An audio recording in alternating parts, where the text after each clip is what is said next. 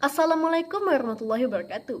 Halo everyone, pernahkah kalian mendengar mengenai teori behavioristik? Mungkin di sebagian kalian ada juga yang belum. Oke, baiklah kalau begitu, bagi yang belum, di sini saya akan menjelaskan sedikit mengenai teori behavioristik. Teori behavioristik adalah teori belajar yang menekankan pada tingkah laku manusia sebagai akibat dari interaksi antara stimulus dan respon. Teori ini memandang bahwa belajar adalah proses perubahan perilaku yang dapat diamati, diukur, dan dinilai secara konkret. Teori ini sudah dikembangkan oleh para tokoh-tokoh hebat, dan inilah beberapa tokoh-tokoh yang mengembangkan teori ini. Edward L. Thorndike dari 1874 sampai 1949. John B. Watson dari 1878 sampai 1958, Charles L. Holt dari 1884 sampai 1952, Edwin R. Guthrie dari 1886 sampai 1959, dan B. F. Skinner dari 1904 sampai 1990. Teori ini juga memiliki beberapa prinsip, yaitu belajar, perubahan, stimulus, respon, penguatan, dan hukuman. Maksudnya adalah, pertama, belajar. Belajar adalah perubahan perilaku yang dapat diamati, diukur, dan dinilai secara konkret. Kedua, perubahan. Perubahan perilaku terjadi melalui interaksi antara stimulus dan respon. Dan stimulus ialah apa saja yang merangsang terjadinya respon, sedangkan respon adalah reaksi terhadap stimulus. Ketiga, penguatan atau reinforcement akan meningkatkan kemungkinan terjadinya respon yang diinginkan. Terakhir, hukuman. Hukuman atau punishment akan menurunkan kemungkinan terjadinya respon yang tidak diinginkan. Gimana sih cara mengimplikasikan teori behavioristik ini? Baiklah, simak lebih lanjut. 1. Pembelajaran ditekankan pada penguasaan materi pembelajaran. Kedua, pembelajaran secara kurikulum dirancang secara sistematis dan bertahap. Dan ketiga, guru berperan sebagai pengarah dan pemberi penguatan atau hukuman. Keempat, siswa berperan sebagai penerima pasif materi pelajaran. Dan teori ini juga memiliki kelebihan dan juga kekurangan. Apa sajakah itu? Berikut beberapa kelebihan dari teori behavioristik ini. Pembelajaran lebih terarah dan terencana. Perilaku yang diinginkan dapat dibentuk secara lebih mudah. Dan terakhir, hasil belajar dapat diukur secara objektif. Sedangkan kekurangannya ialah kurang memperhatikan aspek kognitif dan afektif dalam belajar. Pembelajaran bersifat mekanis dan kurang merangsang kreativitas siswa.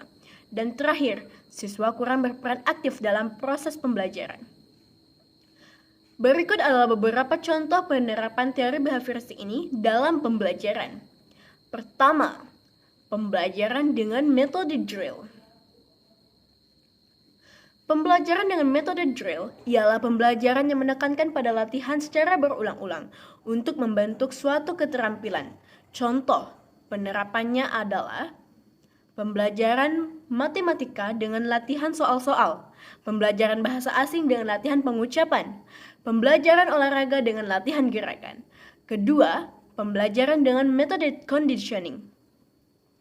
Pembelajaran dengan metode conditioning adalah pembelajaran yang menggunakan penguatan atau reinforcement dan hukuman punishment untuk membentuk perilaku yang diinginkan. Contoh penerapannya adalah pembelajaran dengan memberikan pujian atau hadiah untuk perilaku yang baik dan memberikan teguran atau hukuman untuk perilaku yang buruk. Ketiga, pembelajaran dengan metode pembelajaran secara langsung. Pembelajaran dengan metode pembelajaran langsung adalah pembelajaran yang menekankan pada penyampaian materi secara langsung oleh guru. Contoh penerapannya adalah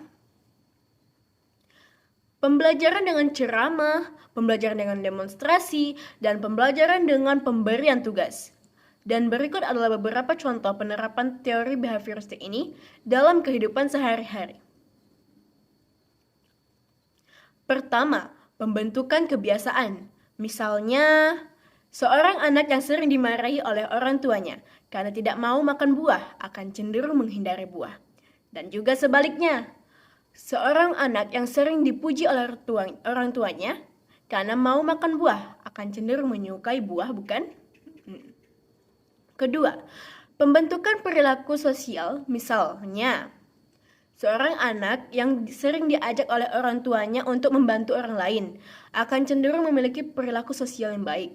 Ketiga, pembentukan perilaku kerja.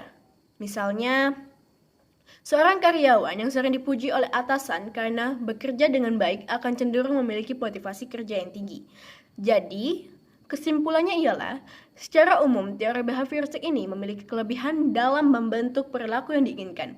Namun, teori ini kurang memperhatikan aspek kognitif dan afektif dalam belajar. Oleh karena itu, dalam penerapannya perlu disesuaikan dengan kebutuhan dan kondisi siswa. Itulah sekilas tentang penjelasan teori behavioristik dari saya. Bersama saya Kamila Nur Sabrina, Prodi Tadris Matematika, mata kuliah pengantar ilmu pendidikan dengan NIM 20823 Sekian, wassalamualaikum warahmatullahi wabarakatuh. See you next, bye-bye.